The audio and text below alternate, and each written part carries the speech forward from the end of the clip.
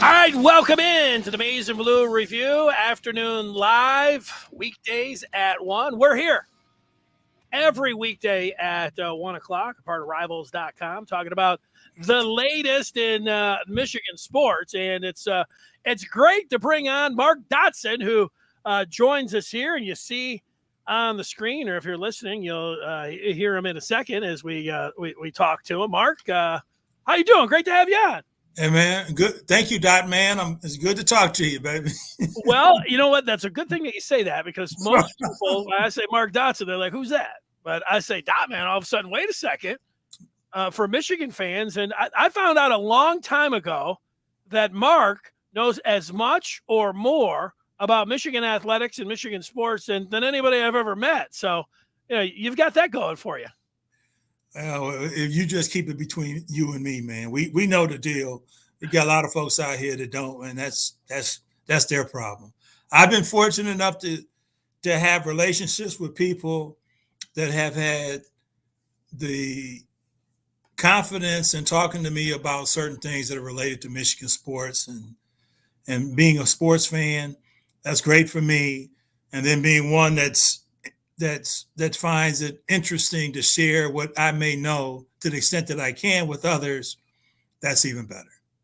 I remember a long time ago, I was doing a show in Ann Arbor, and Michigan was putting they had the Halo going on, and everybody was talking about the Halo and footballs of excitement. And you're like, man, people care more about what's going on outside the, off the field than they do what's going on the field. And, for Michigan football, like everybody, like, the people are really passionate about football, and in particular, Michigan football. Everybody loves that. What I've always enjoyed about you is that, yeah, you get that. You like football as much as anybody else, but you like basketball too. And a lot of times you get those two factions fighting. It's like, yeah, football is great, but hey, let's not. I want to talk about basketball. I want to talk about football. I want to talk about hey man. And as you know, because you carried a sports talk show for as long as you did. And now that you're in the website business, you know just how psychotic and maybe pathological and obsessed fans are. They want anything. Oh, and that's why you got these multiple websites, and that's why you got these shows. There's a really good part about the fandom. They want to get down into anything that you in the weeds. The other part of it, though, is when they just get carried away with it. You just got to take the good with the bad. You do. I mostly like talking about all of that. What I have found out over the years, and it's not great for this business or the radio business or any of the businesses that I've been in, but people like more about going after the rivals and in the off season, and like, we got you, more than they do anything about their own team. Or hey man. And COVID is only taking things up a notch because people at home, they aren't as distracted with other stuff as they normally would be. And they spend a whole lot more time on these sites and want to have discussions about anything. And here's the other part of this. Dennis, you know what I do for a living. I teach, and I'm a lawyer, etc. I'm day to day in my working life, I'm sitting down and I'm dealing with cases and decisions and breaking them apart and making arguments, etc. Hey man, everybody's turning to a little lawyer on these websites. They want to beat the other person down. You're not hearing what I'm saying. You don't make any sense. Let me tell you why I'm right and why you're wrong. You're stupid. Damn. I agree or disagree. I tell you where they get it from. I've spent not the entire 2 days, but I've spent a little bit of the last 2 days watching this new Supreme Court judge, browbeat by every person that gets up there. What you mean by what you said, 25 years ago? How would you define a woman? What's a woman?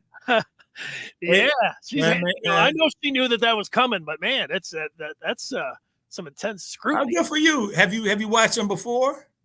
I've watched a little bit of it. I watched Kavanaugh. I watched some of it. When you get married and your wife has, sometimes you just stop and she's like watching and like, what kind of question's that? I'm like, what kind of question is that? I'm like, hey, you're right. What kind of question is that? Hey man, I've mocked folks that were going before confirmation panels, and the the one thing that you just got to make sure that they stay true to is keeping their cool, because they're going to get challenged by people who think they are smarter than the actual candidate, but really are dumb as hell.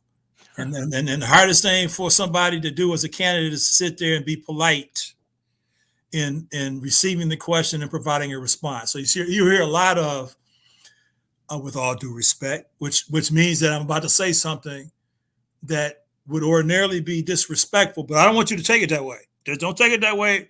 I'm not really disrespecting you, but I really am, because I qualified it with all due respect. And then also, that's a very interesting question. Thank you for that question, butthole. Anyway, yeah, man, it's I once I had to turn it off initially when they were just giving their little speeches before they got into. I don't know if you saw that part. Oh yeah, yeah, they're just giving their little speeches, and they limited it a little bit. They limited it some more when they actually asked questions. But originally it was just give a speech, give a speech, give a speech, and they talked about, oh, we're not going to turn this into a circus like the Democrats did, da da da. And now that they're asking questions, I turn it back on because I'm thinking, all right, maybe somebody might just look upon asking a good question that might be interesting to a law professor, and few and far between. No, I know the fireworks are coming when it's like, here's the Congresswoman who, and the first thing out of her mouth is like, let's dive into this Roe versus Wade. I'm like, okay, that's not going to be an easy one. And Bork, from Bork on, they've all of them have been trained to say that might be an issue coming before the court, and it would be inappropriate for me to answer that question at this time. Yeah. As much as they might want to stand on their political platforms and make a big deal out of it and try to gain some kind of political hay out of it or whatever else, the smart ones, and she is brilliant, the smart ones will give the response that has been universally accepted as the appropriate response, which is, I really can't weigh in on that, as that might be a matter coming before the court. Yeah, she's keeping her cool. She's doing a good job, at least from what I've seen. The untrained eye. Now, my big nugget from this week was when Terrence Williams II 2 times went diving in there. Two of the biggest plays for Michigan as they were able to beat Tennessee is, they flashed over to Chris Webber and Ray Jackson in the crowd, and I said, you know what? Terrence Williams reminds me of Ray Jackson. That's what's going on there, and so that was my big thing going. I can't disagree with that. That's take you before the game. Did you think Michigan had much of a chance against Tennessee? No, I didn't. In fact, I can't think of another pool that I've been involved in where I made picks and didn't, no matter what kind of, and maybe this is the Beeline influence, I've always had them go through, whether I really thought they would or not. I've always, just based on principle, had them go through the Sweet 16. All right. This one I couldn't do it. Once I found, I didn't even have them beaten Colorado State. Once I found out that Jones wasn't going to be playing, I said, oh, dang. Personally, I want them to win. I didn't think they would. And then I definitely didn't think they would beat Tennessee. No. Hey man, but this is a weird team. Weird, and if you look at the parts, you say, hey man, who are you gonna get it from? You don't know if you're gonna get it from Houston. You don't know if you're gonna get anything from Diabate. You don't know if you're gonna get anything from Eli, except bit pieces here and there. You don't even know if Jones is going to play. Terrence Williams, you don't know if he's going to play and how much. You don't know, but Guffin hasn't played in 2 weeks. Johns, come on. And you say, okay, how are they going to win this game? And they go to Ohio State. They beat them without Hunter. They beat Colorado State without their point guard. They beat Tennessee for the most part without their point guard, and you just want Houston scoring. Yeah, it's weird, man. It looked like Diabate was on the take the first half. Say, man, what's wrong? Dunk the ball. Put the ball in the basket. Point blank. Can't do it. Can't do it. Okay. Okay. And they Body, win. when they cut up that film, they throw like 5, 6 plays of him where everybody's sitting back. If they had an NBA scout in there, that's, oh my God, this guy's going to be a lottery pick. He's awesome. Then they'll play the next 6, and they're like, this guy shouldn't even be out on the floor. He is the ultimate roller coaster. You know, when you're talking, I'm the same way. I watch this team, you know, the win, loss, everything. This team can't score. They can't shoot. They can't score. You didn't mention Dickinson. He's played well as of late, but at times it's like he's not playing like he did. Right. Right. You know, he's settling too much for some of this outside stuff. But the point guard position, you can make a case, you know, against Ohio State and against Colorado State, 2 different guys, but both of them played spectacular. Like Devontae Jones against Ohio State was great, and Frankie Collins was awesome. Yeah. And, you know, he's just so just athletic. His ability in the open floor is amazing, and so now they've got this game against Villanova coming up tomorrow. As I said here, and he said, "You think they got a chance?" I said, "Yeah, you know what? They do have a chance if they put it all together and they play their best game. They really haven't done that. A little bit against Purdue. They went to Iowa, played pretty well. They did on the road against Indiana, but they weren't able to do it in back-to-back games. But now here they are. They have back-to-back games. They might have Devontae Jones, Frankie Collins, and Caleb Houston could, you know, hit more than just a little spurt ability. You know, like Clark Kellogg would say, you know, all these guys show up, which could happen. Brandon Johnson had 14 and 6, and last year's Sweet 16. He hadn't come anywhere close this year, but I don't know. It's the tournament that could happen. Yep. Hey man, I can't dismiss these cats at all.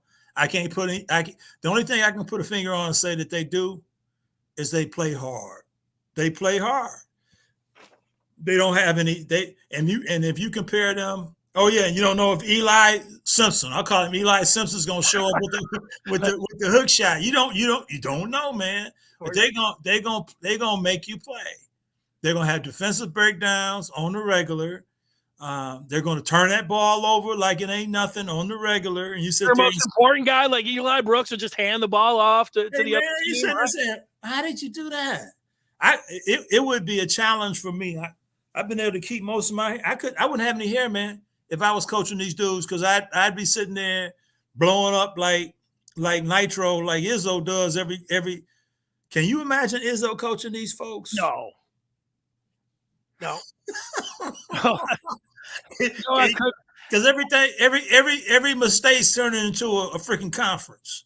It's got to be a referendum on let me show you how you just messed up. No, man, no. Mark Dodson, you see him also known as Dot Man. For people that are listening just on the podcast, resetting that. If you skipped ahead, I was talking on the Maize and Blue review this week. Somebody asked me a question about who I thought was coming back, and I put the percentages on it. And what'd you say? Well, I said I thought Dickinson was 90% to go, and then somebody came back and said, "I don't." Dot Man said that he thinks with the NIL that he could be coming back. And then I saw this from Tim McCormick. This was last night here at the end. And for people that, again, are listening and don't see it, I've got Tim McCormick's tweet up on the screen who says, "I would love to see Hunter Dickinson in the NBA next year. Here's why. I like him. I want him to realize his dream. It'll take a deep NCAA run to boost his stock and get drafted." Well, they're on the precipice of that. If Dickinson leaves, he's talking about a 5-star center that just decommitted from LSU. Yeah. And then at the end, he says, "I still expect Hunter to return." He said, "I still expect," like he always expected, or is that he means something else from that? No, he still expected him to return. And this was just last night. So he's expecting with everything up to the minute here that Hunter Dickinson, I guess this isn't a deep run for him, but he's expecting him to come back. It felt like, there was a chance that he was going to leave last year. He was an older freshman coming in, and, they said, "Hey, you got to work on your outside shot." Well, he worked on that a little bit. I know the scouts, nobody has him showing up in any first or second round projections, but he's also 7'1", and you feel like he can find a spot somewhere on a bench. No. On a bench in the NBA. You don't think so? No. You think he might be coming back, though? A couple questions. One, I never said NIL would be the reason he would come back. Okay, yeah, that was All somebody. right, that's just somebody, and we got some folks who got some real convenient reading skill sets, okay, or real slippery uh, attention issues, or real defined attention issues. No, what I have said recently is I think it is a more distinct possibility that he will come back than I ever thought when the season started. I thought he was gone. I thought he made it clear last year he didn't want to come back last year. And the only reason he came back last year is because the pros said, you ain't ready, man. You ain't ready. You ain't ready. Now, I moved off that position that he definitely would not be coming back to there's a possibility. I'm not going as far as saying I expect him back because I don't know it like that. But I would not be surprised if he does return. You know, one thing you can work on is your jump shot, and there was no doubt that he worked on that, and you could see it. Let me fix that too. I went and saw him play in high school a couple times. I remember that. I talked with you. Yeah, that's right. He was a perimeter dude. He was not a post dude. This post game is a relatively new development, at least to the extent that he's been able to play in the post. He was very capable and very willing to shoot from outside in high school.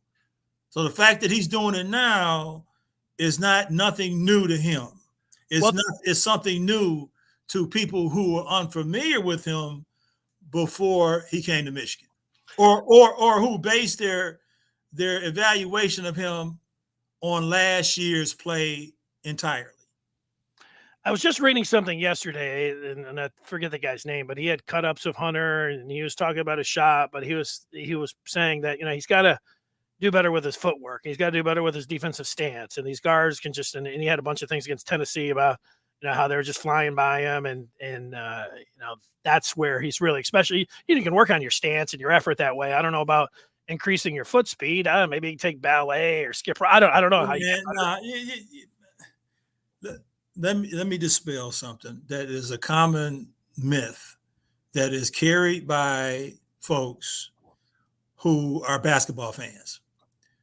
You don't get that much better from one year to the next. You don't become a jump shooter from one year to the next. You don't become a more competent post player from one year to the next. You don't become a better ball handler or distributor from one year to the next, at least to the extent that's being suggested by you need to come back and work on your game.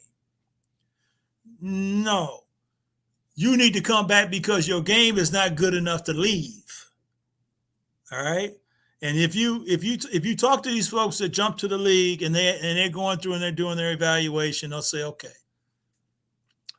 if it's really about improving, am I going to be better off going to the NBA where I'll play every day just basketball against pros, or to the G League where I'll play every day just basketball against pro wannabe and some pros, or whether I'd be better off coming back and playing for a college coach in his system? Where am I really going to most likely improve my game? And most of them say, it ain't in college. Well, Professor, Counselor, you're leading me right here to the next question. That'd be about Diabate in Houston. Do you think they would be best served? What do you think they think that they would be best served? I don't know where they're going. I don't either. It's if you're talking about if somebody's trying to tell Caleb, you need to go back and work on your shot.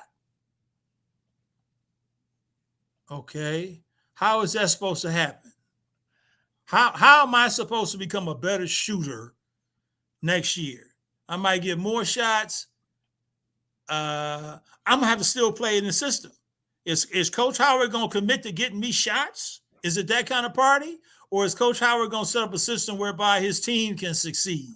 Is he more interested in me, or is he more interested in team success? And the answer is self-evident.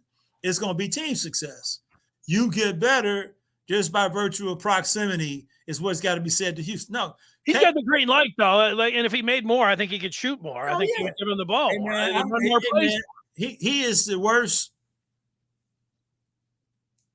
shooter Worst knockdown 3-point shooter. Man, shooters don't shoot air balls. The guys I know that can shoot, Duncan Robinson, Glenn Rice, Isaiah Livers, whoever. Fithian. Fithian. You don't shoot. When the last time you shot an air ball, man? Right. Air balls. Shooters don't shoot air balls, man. No, he's not a shooter to me. He's a guy that they want to be a shooter. He's a guy that shoots a lot, but he's not a shooter. Not in my estimation. Diabate, same thing, man. Where do they evaluate you right now? If you first round, you're probably gone.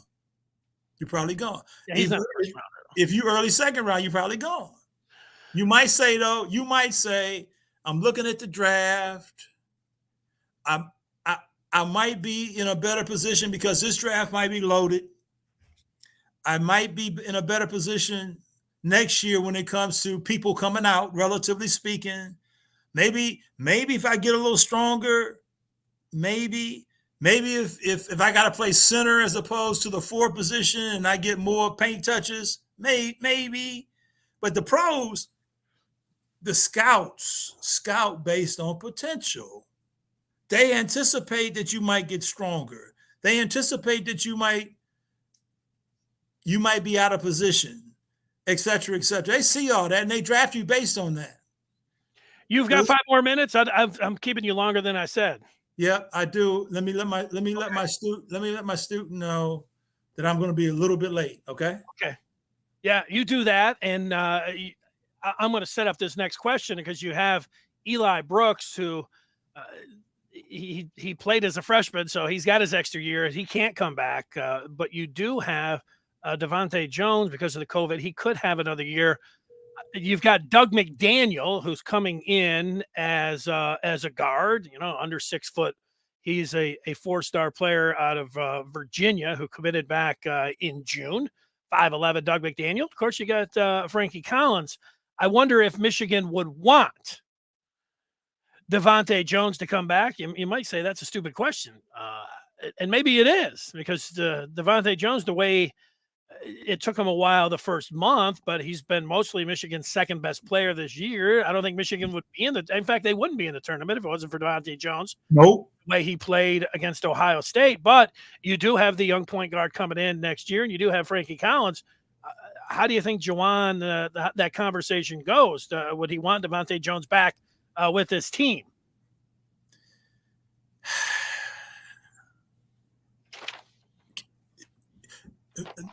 You're inviting me to speculate, right? Yeah. Oh, yeah. It's speculation. Like, look, that's.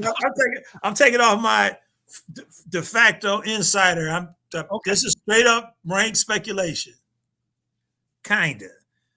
It's got a little sprinkling of other stuff, but mostly speculation. I happened to coincidentally speak to Phil Hubbard yesterday. He is, I don't know if you know, he coaches Doug McDaniel. And go ahead. Sorry. I've been teasing Phil about how tall is Doug? He said 6'2". I said, yeah, man, right. He said, I might be able to get him up to 6 feet. I said, okay, cool. Can he come in and play next year? He said he's way faster than Frankie Collins. Oh, I said, hold on. Do you know how fast Frankie is? He said, Dot. He said, Skeeter. That's what my really good friends call me. He said, man, he's way faster than Frankie. Okay? Now I'm just telling you what Hub said.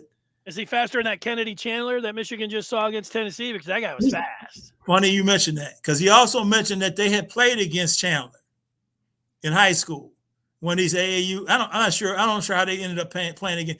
And he said, man, he's unbelievable. I see why Juwan was hugging him, and I see why Juwan was really recruiting him. He said he's just spectacular. He also Roach. He's familiar with the Roach that plays for Duke and just lit up Michigan State. Yeah, hit the biggest shot of the game late, the 3. Hey, man, another guy he's familiar with, and Keels. He used to coach Keels, et cetera, et cetera. He says Doug is way faster than Frankie. All right?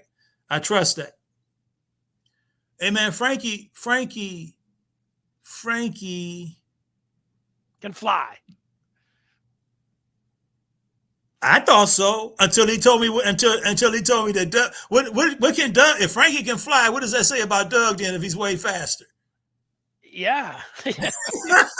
What is Doug doing? All right. The Anyway, fastest guy I ever saw was the guy from Duke that ended up going to Miami. Not Jameis Winston, but Winston Winslow. he was a big dude, Winslow man. from yeah, he was a I big think dude, but he could fly, one of man. the fastest guys I've seen was the North Carolina guy. I cannot think of his name right now. Oh, the one from Denver, yeah. When a little point guard, yeah. Anyway, he could fly. Hey man, Jaden Ivey can fly. He gets the ball, he just turbocharged and he's gone. You just got to play catch up right away when you just got to get back. Anyway, back to your question. People like to talk about basketball in terms of who should be playing, suggesting that players like Buffkin, players like Frankie should be playing more. And the only reason they're not playing is because Coach Howard doesn't know what he's doing. All right, you've seen it. Oh yeah, he got poor rotation. He doesn't know how to bring people in and out because the fans know better than the coach. The fans see practices and know better than the coach. But let me just say this: the best players play. Coaches, this thing isn't personal. If a player is not playing, there's a reason why the player isn't playing. All right. I think it's kind of clear why Kobe is not playing more. He lacks confidence. He's going to get out there and he's just going to start nutting up all over the place. All right. Same with Brandon Johns for the most part. Except they need him sometime for some. You got to play. That's right. Yeah, you got to play him. Frankie has not been playing for a reason. Frankie has got some things to work on in terms of his development. And if he doesn't, and what we have seen recently is good Frankie. Great. And I'm happy to see good Frankie. Frankie's got some things to work on this offseason. And if he doesn't work on them sufficiently, then he will get passed over. When it comes to Jones, relatively speaking, I gotta think my instincts tell me he won't be back just because he probably wants to move on to something else. Kind of like Smith last year. It's just at some point you just say, you know what, man, it's time for me to do something other than play college basketball. Sometimes it's something for me to do other than go to class like I have to do when I play college basketball. You don't ever want to be the oldest guy in the club, Dennis. That's not a good look. That's not a good look, man. I've heard that. Ty Lawson's the point guard. I wanted to say Raymond Felton, but I was thinking he's not thinking of Raymond Felton. He was another blur, though. Yeah, he was good. And Tynus Edney, I was going to say, but he didn't play for UCLA. He's another blur. He was fast too. Yeah. That's it. That's all good stuff. Well, we'll have to do this again. Okay. And talk basketball. You have you give Michigan a chance. You want to make a pick? Oh, hey man, I can't. Hey man, they surprised me all season. They win games. They are a schizophrenic team. You've seen them. You've seen them within one game, like Indiana. Look like they're lighting the things up, and then the second half they just go entirely into the toilet. We've seen runs like that before. We've seen it. Oh, I don't know. I don't know where it's going to come from. I'm just confident that they will be competitive, and if they get a Purdue type performance, they'll beat Villanova. I do think Villanova's a really good team, though. Yeah, I'm all about the foul trouble in this one. I think if Michigan could stay out of foul trouble, and if they could get, I'm putting a roster up there. It's so small. I've got to put my reading glasses on. Samuel's 23 and Dickinson. They're two big guys. Those guys are wide as they are tall. Yeah. But if they can find a way to get those guys, if Dickinson can find to draw some fouls instead of commit some fouls, to me, that's the biggest key in the game. So, hey man, Diabate is going to be key here. And could be key. That's how I got to look at it. I don't expect them. I just hope they will show up. Houston could be key. Let me tell you something, man. The amazing thing to me, and I talked to Phil Hubbard about this yesterday. My question to him was, how do you get through high school at the level that some of these players are like Caleb and not develop an intermediate game. As you know, he's either 3-point shot or he's dead. He can't pull up short. He can't dribble to the hole. If he's moving with the ball, it's tough for him to pass it. He's not a good passer. And my question to him was, how does that happen? Why aren't those skills being developed? And he said, is that what he said? He said, all they want to do is shoot. AAU, all they want to do is shoot. They just want to shoot threes. They just want to shoot three. And I'm saying, well, man, as a coach, how do you let that happen? Anyway, that's a topic for a different day. Yeah, I thought we'd have an array of side steps and step backs and all this other stuff. None of that, man. No, he's a set shooter. None of that. And nothing wrong with being a set shooter.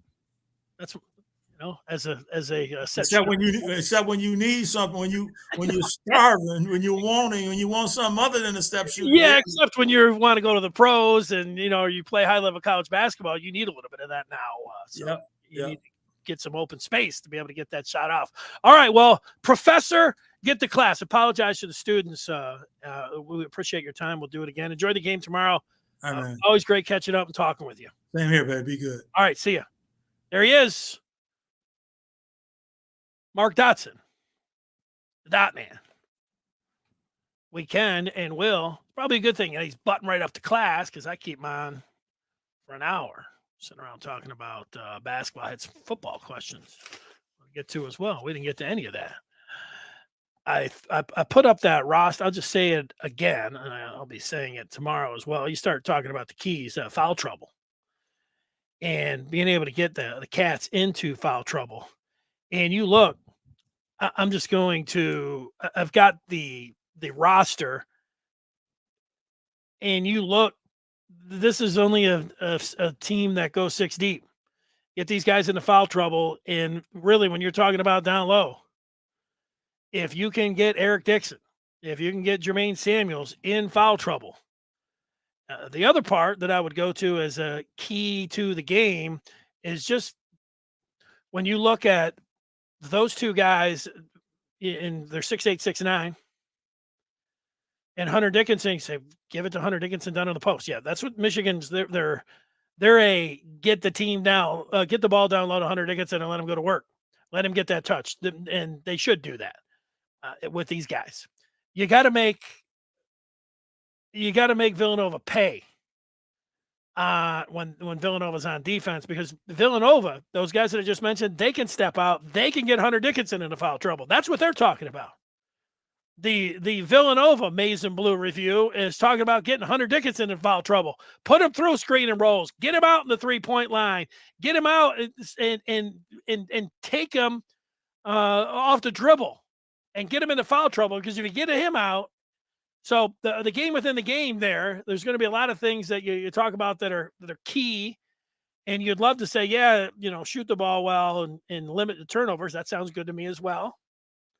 I think the foul, and it's not like saying, the refs are going to suck. Look, you're going to say that every time you watch a college basketball game, but you need to force these refs to blow the whistle. And how do you do that? You get the ball down low and you attack the basket. And Diabate can do the same thing.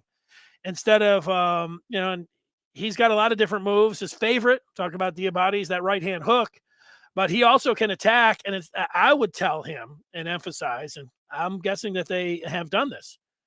Hey, when you're moving forward and you're attacking, just go up strong. Don't worry about change. Try to dunk the ball. Dunk the ball, big fella. Get those guys into foul trouble, because the more you can get them over, and the quicker you can get them to the bench in the first half, the more you can get them to 5 in the second half, the better chance Michigan is going to have in this game. That's how I see it. I think, these you don't have to reinvent the wheel here when you're talking about what's going to be key in this game. Victor Valiant, we want to thank the fine folks at Valiant. We are running a survivor pool on the Maize and Blue review. I have taken up the task of running the pool. First time I've ever done it. And each day that there's an NCAA tournament game, so Thursday, Friday, Saturday, Sunday, you just had to pick a winner. And if you're able to do that, you moved on. And I was looking great for the first 2 days. Oh, no, I'm sorry. I was looking good the first day. I picked Michigan. They were 11 seed. You also get those points that whatever the seed is, and Michigan has an 11 seed. I was off and running. I got a little greedy because the next day I picked Davidson against Michigan State. That was an excellent game, and Davidson had a shot down the stretch. You watched the game, probably like 3 possessions there late. State really cranked up the defensive pressure, and then they were able to beat Davidson. I was bounced out of the survivor pool, but the fine folks at Valiant have supplied, they're going to supply our first and second place winners with some Valiant gear. So I wanted to thank them at this time. I want to thank you for watching. I've got one other thing here for you. And for that, I am going to bring up, are you familiar with the Back to the Future movies? I think it was Back to the Future 2, where Marty is in the town square and, you know, the up on the billboard where it's like the Cubs win the World Series. And then this 3D animated shark comes down and like bites or would bite Marty's head off. Marty's freaking out. And it's like, hey, that's how the future is going to look. A really cool 3D type billboard there. Well, in Japan, they have a shoe advertisement or Nike. Let's see if I can get this up. Don't blow the whole screen up, Dennis. So there you see, this is going to be a 3D animation, and maybe this will, you know, you could see this definitely coming your way in Times Square, maybe downtown Detroit, maybe right outside of the Chrysler Center. Roll it.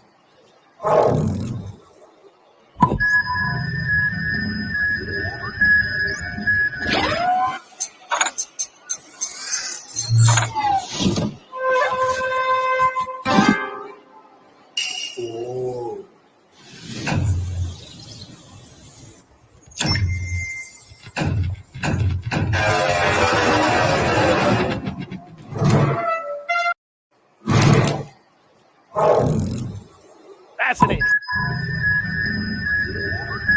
Absolutely fascinating. Get the 3D, you get the shoe.